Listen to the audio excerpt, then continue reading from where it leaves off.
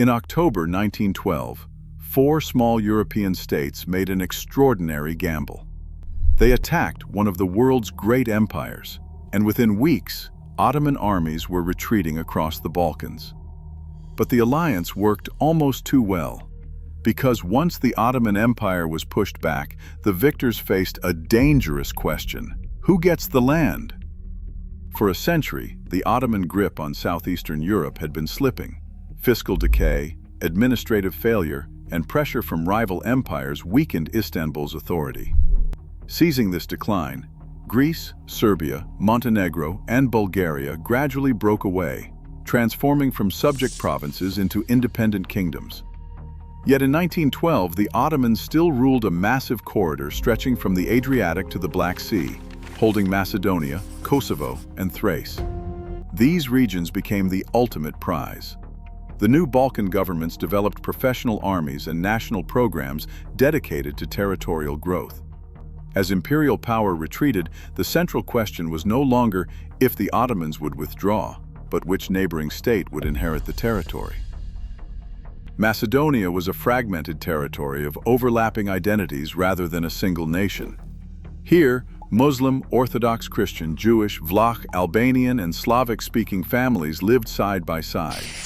The Ottoman administration did not record these people by modern ethnic nationality. Instead, official registers, such as the 1906 census, grouped the region's 2.5 million residents by religious affiliation. This administrative system allowed neighboring states to launch aggressive campaigns of cultural and political influence. Greece, Bulgaria, and Serbia used schools, teachers, and priests to claim the local population. The Greek Patriarchate and the Bulgarian Exarchate fought for control of local parishes, while Belgrade funded hundreds of Serbian-language schools. These competing networks turned every classroom and church into a political asset. When education failed, armed bands, Bulgarian Komitadjis and Serbian Chetniks, used force to secure allegiance. Long before their armies marched against the Ottoman Empire, the future allies of the Balkan League were already functioning as bitter rivals, preparing for an inevitable partition.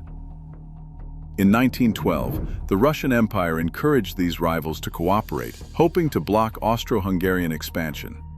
This pressure produced a series of linked bilateral agreements, forming the Balkan League. The leaders of these states calculated their moves carefully. In Athens, Prime Minister Eleftherios Venizelos saw an urgent need to secure Greek maritime dominance in the Aegean. In Belgrade, Nikola Pasic negotiated to secure Serbian access to the Adriatic through Kosovo and Macedonia. Meanwhile, Bulgaria demanded control of Thrace, and Montenegro sought frontier expansion. These states united to expel the Ottomans, yet they signed no master plan for dividing the land, leaving their rival claims to be settled by war. In 1912, the Balkan League saw a fleeting window of opportunity. The Ottoman Empire was already reeling from Italy's 1911 invasion of North Africa, which exposed severe naval weaknesses as Italian forces occupied Rhodes and the Dodecanese Islands. Internally, massive Albanian revolts shattered regional authority, while political infighting in Constantinople stalled important military reforms. The Ottoman army remained caught in a highly vulnerable, half-reformed state. Balkan leaders knew that if they delayed, the Central Empire would eventually complete its modernization and solidify its regional defenses.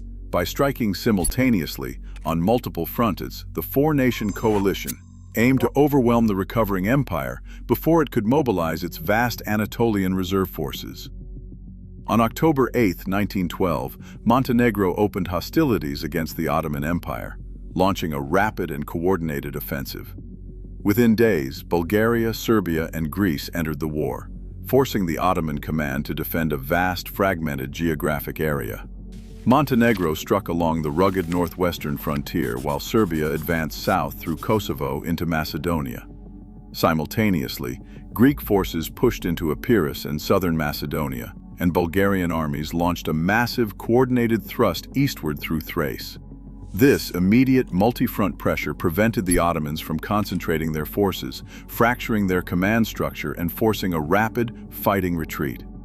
The Ottoman defense collapsed in a sequence of rapid defeats. In late October, the Serbian First Army met the Ottoman Vardar Army at the Battle of Kumanovo, breaking the defensive line and opening the route deeper into Macedonia. To the east, Bulgarian forces pressed through Thrace, securing a major victory at Kirk-Kilis between October 22nd and 24th, forcing the Ottoman garrison to abandon the town in disarray. By late October and early November, the Bulgarians struck again at Lulaburgaz, the largest and most destructive European battle since the Franco-Prussian War, inflicting massive casualties and causing a chaotic Ottoman withdrawal. Within weeks, the Ottoman army lost its defensive depth, the initiative was gone, and the rapid, desperate retreat toward Constantinople turned a regional defense into an existential crisis. The race for Thessaloniki, Macedonia's premier commercial gateway and deep-water port, became the ultimate test of the Balkan League's internal unity. Both Athens and Sofia understood that controlling this strategic prize would decide the post-war balance of power. Greek and Bulgarian armies marched from different directions, but Greece arrived first. On November 8, 1912, the Ottoman garrison commander signed an unconditional surrender, delivering the city to Greek forces just hours before Bulgarian cavalry reached the outskirts. This Greek capture instantly intensified intra-league friction, transforming an alliance of convenience into a competition for territory. Which factor mattered most to the Balkan League's victory? Ottoman weakness, Balkan coordination, or Greek naval power? While the land campaigns relied heavily on Ottoman military weakness and rapid Balkan coordination, Greek naval power altered the entire strategic environment. The Greek fleet established control over the Aegean Sea, occupying key islands and blocking Ottoman warships. This maritime barrier prevented the Ottomans from transporting their vast Anatolian reinforcements directly to the European fronts by sea. Instead, Ottoman troops had to travel slowly over a congested land network, starving their frontline armies of critical manpower. By November 1912, the rapid Bulgarian advance brought their forces to the last obstacle before Constantinople, the Katalka defensive line. This strong network of trenches and artillery positions spanned the narrow peninsula just 40 kilometers west of the Ottoman capital. On November 17th and 18th, Bulgarian commanders launched massive frontal assaults, trying to break through and capture the city. The Ottoman army, though badly beaten in earlier campaigns, mounted a stubborn defense. Emplaced heavy artillery shattered the advancing infantry, inflicting heavy casualties. Beyond the battlefield, severe operational limits quickly paralyzed the Bulgarian offensive. Rapid movement had outrun supply lines, leaving troops without food, ammunition, or clean water. Exhaustion deepened as a deadly cholera outbreak swept through the ranks, incapacitating thousands of soldiers daily. Faced with defensive firepower and disease, the Bulgarian momentum broke. Constantinople remained firmly in Ottoman hands. This defensive success did not erase the empire's massive territorial losses, but it proved that the Ottoman military retained the strength to protect its capital and survive.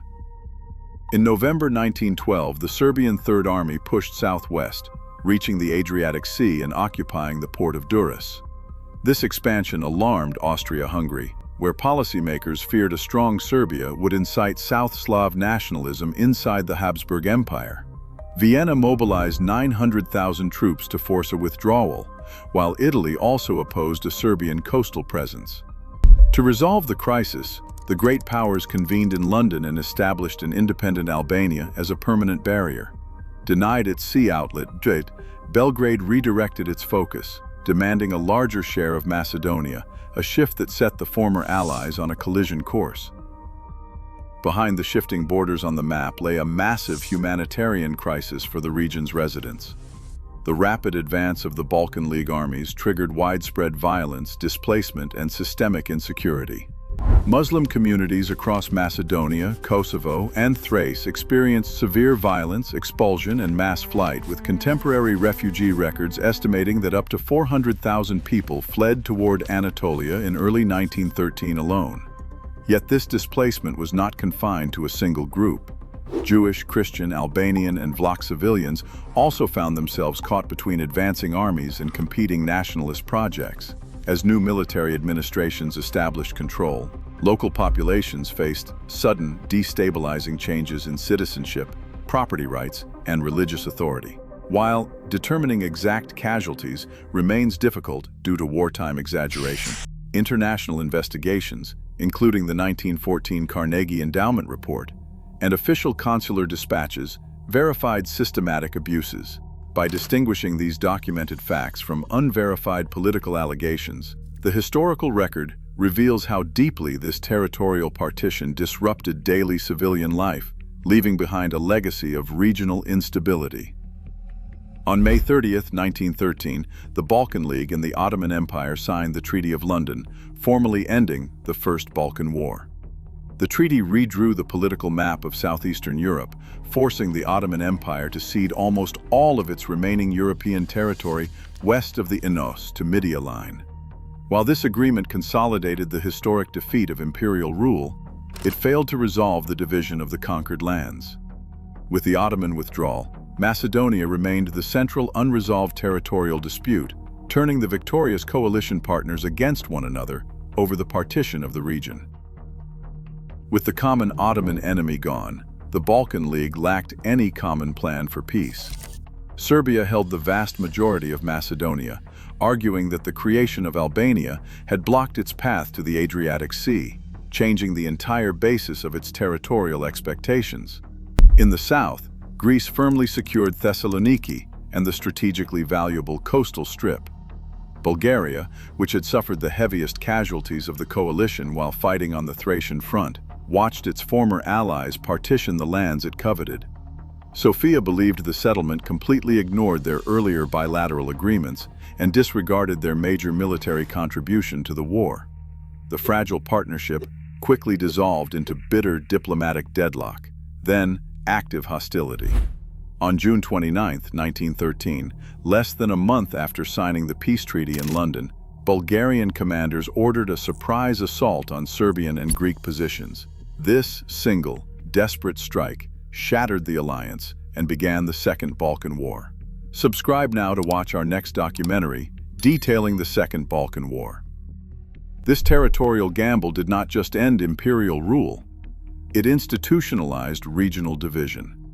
Today, those hastily drawn borders and fractured identities still shape southeastern Europe. The past is never truly gone here. It remains the fragile foundation of a delicate modern peace.